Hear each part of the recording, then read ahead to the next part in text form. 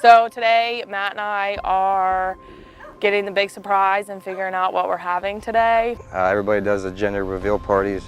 You know, the ordinary, shoot a spray paint can or, you know, whatever you can buy at a store. I wanted mine to be different. You can't buy this at a store. And, you know, thanks to Michael Vaughters with, you know, Vaughters Motorsports, we're able to make this happen.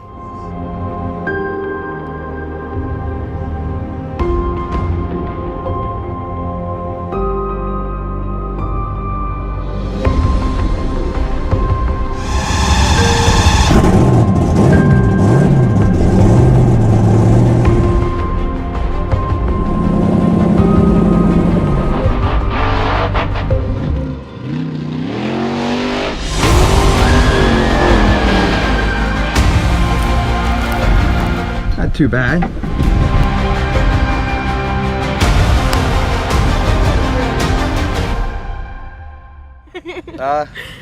You know, we just wanted a healthy baby, but we were praying for a boy. So we got it. Yeah, we did. Hell yeah, I'm so pumped. We had a lot of people here, a lot of family and friends. Hopefully everybody enjoyed it.